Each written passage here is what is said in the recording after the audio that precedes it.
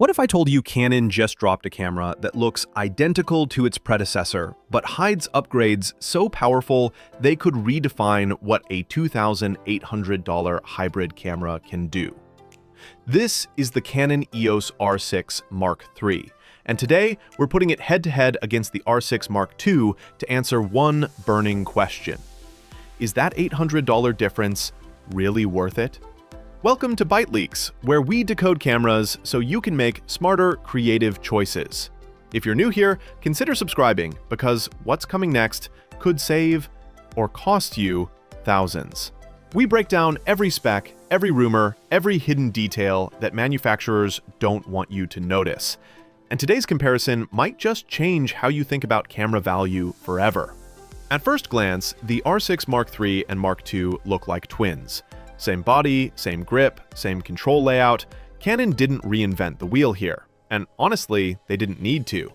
But under the hood, the differences are dramatic, especially for hybrid creators who live between stills and video. The Mark II gives you 24.2 megapixels, the Mark III, 32.5. The Mark II shoots 4K at 60 frames per second, oversampled from 6K. The Mark III leaps to 7K. RAW 4K at 120 frames per second, and open-gate full-sensor recording. The Mark II offers 8 stops of in-body image stabilization. The Mark III pushes that to 8.5. The MK2 uses dual SD card slots. The Mark III upgrades to one CF Express Type B slot plus one SD, and swaps the micro HDMI for a full-size Type A port. And the price? The Mark I sits comfortably around $2,000 to $2,300. The Mark III launches at $2,800. Canon didn't just bump specs. They rewired this camera for the next 5 years. But let's break it down by what actually matters when you're out shooting. When deadlines are tight, when the light is fading, and when you need a camera that doesn't get in the way of your vision, the jump from 24 to 32.5 megapixels doesn't sound massive until you start cropping. That's 34% more pixels to play with, which means tighter framing, larger prints, and more post-production freedom. For landscape or portrait shooters, that's a real edge. Imagine shooting a wedding ceremony from the back of the venue. With the Mark III, you can crop in tighter on the couple's faces without losing detail. Or picture a wildlife shooter who catches a bird in flight but wants to emphasize just the head and eyes. That extra resolution gives you room to breathe, room to experiment, room to fix mistakes. But there's a catch. More megapixels mean bigger files, more storage, and longer transfer times. One user on Reddit put it perfectly. I'd actually prefer 24 megapixels over 32.5. It's faster, cleaner, and still beautiful. And they're not wrong. If your workflow is speed over size, the R6 Mark II's 24 megapixel sweet spot might just be perfect. You can shoot all day, dump your cards, and start editing within minutes. No lag, no waiting, just pure creative flow. But if you're the kind of photographer who crops aggressively, prints large for galleries, or needs every ounce of detail for commercial work, that extra resolution becomes invaluable.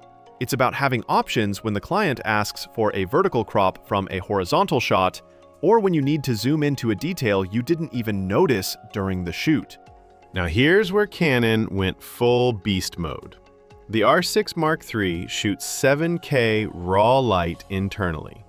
No external recorder needed, no cables, no rigging, just pure cinema-grade footage straight from the camera body. Add 4K at 120 frames per second for slow motion, an open-gate full-sensor readout, and suddenly, this $2,800 body feels like a mini cinema rig that would have cost 5 times as much just 3 years ago. Compare that to the R6 Mark II's 4K at 60 frames per second, which already impressed creators, but stops there. Don't get me wrong, 4K 60 is beautiful. It's more than enough for most YouTube videos, corporate work, even some indie films, but it doesn't give you those buttery slow-motion shots at 4K resolution. It doesn't give you that 7K raw flexibility in post where you can reframe, stabilize, and color grade with incredible latitude. This time, Canon clearly aimed to attract serious hybrid filmmakers who need tools that don't compromise. Videographers who've been eyeing Red or Sony Cinema line but couldn't justify the cost. Creators who want to deliver Netflix-quality footage but also need to shoot stills at a wedding the next day. But remember, more power means more demands. Faster CF Express cards that can cost $200 for a single high-capacity card. Bigger drives because a single-day shoot might generate half a terabyte of footage. Heavier editing workloads because 7K RAW files will bring older computers to their knees. So, if you're not editing raw or slow-motion content regularly, you might never touch those top specs. And that's okay. Not every creator needs the bleeding edge. Sometimes the tools you already have are more than enough to tell the stories you want to tell. If your content lives mostly on YouTube, Instagram, or the web, the Mark II's 4K 60 frames per second might give you 90% of the image quality for 70% of the price. And let's be honest, most viewers won't notice the difference between 4K 60 and 7K RA when they're watching on a phone screen during their morning commute. Here's the twist. The R6 Mark III can literally capture moments before they happen. Its new pre-continuous shooting mode records 20 frames before you fully press the shutter. The camera is always buffering, always ready, so when action unfolds, you've already caught it. Imagine a bird taking off, a bride tossing her bouquet, or a child splashing into a puddle. You get the perfect moment, even if your reaction is a split-second late. Paired with Canon's upgraded dual-pixel COS AF Mark II, which recognizes up to 10 faces and locks on instantly, the Mark III feels almost psychic. The Mark II still offers excellent autofocus, but the Mark III goes from intuitive to instinctive. It anticipates and adapts to how you shoot. And if this breakdown is helping you see which camera fits your creative vision, consider hitting that subscribe button right now. And if you want exclusive content, comparisons, and in-depth buying guides that go way beyond what we can cover in these videos, join our channel membership. The website link is right there below this video. IBIS gets a slight bump from 8 to 8.5 stops. It's not huge on paper, but in practice, it's noticeable. You'll see smoother handheld footage in sharper stills in low light. Those extra half stops mean you can push your shutter speed lower, use longer lenses without a tripod, and walk and talk without jitter. Think about shooting a documentary in a dimly lit cathedral. With 8 stops, you might need to bump your ISO to 3200.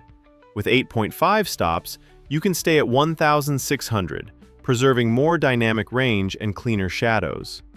Or imagine vlogging while walking through a crowded market. That extra stabilization means the difference between footage that's usable and footage that's cinematic. Body design remains nearly identical.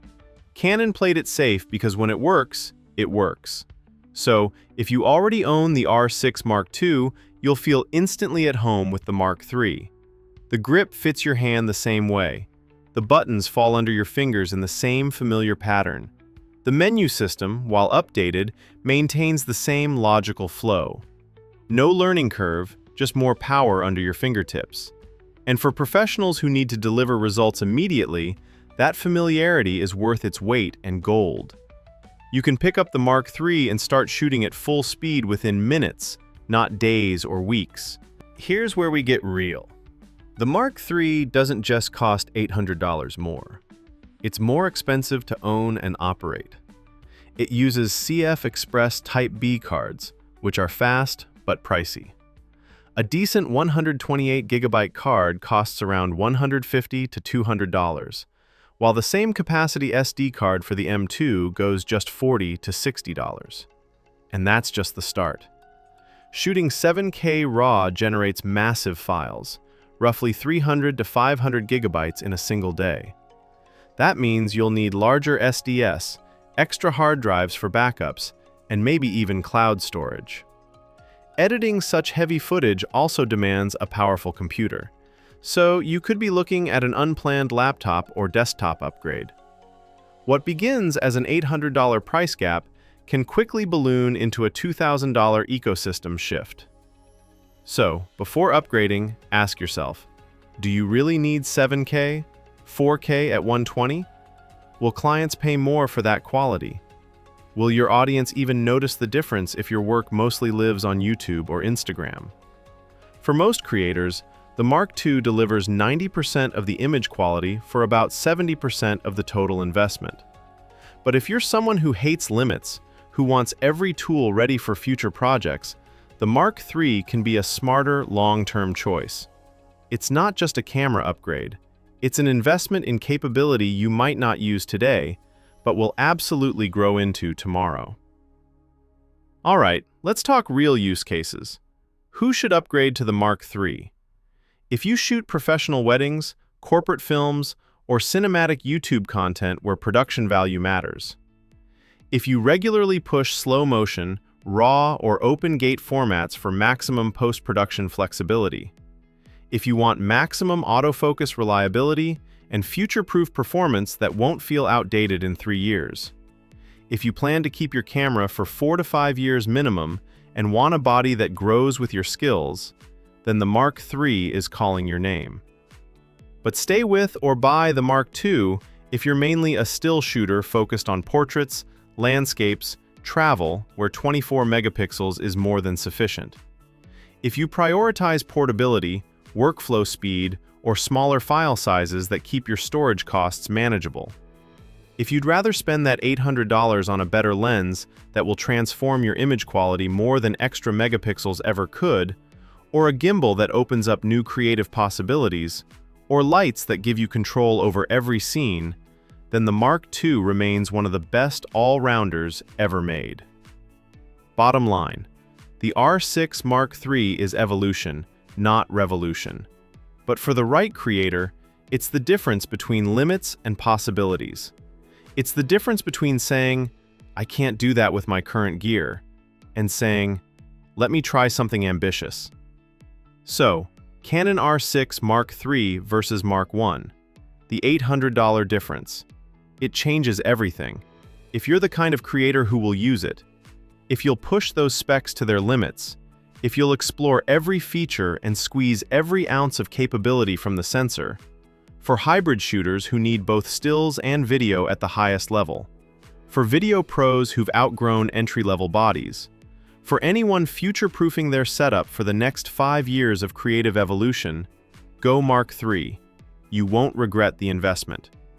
For still-first shooters who occasionally dabble in video, for travel vloggers who value portability over raw specs, for anyone on a budget who needs to maximize value while still getting professional results, the Mark II remains a masterpiece in its own right.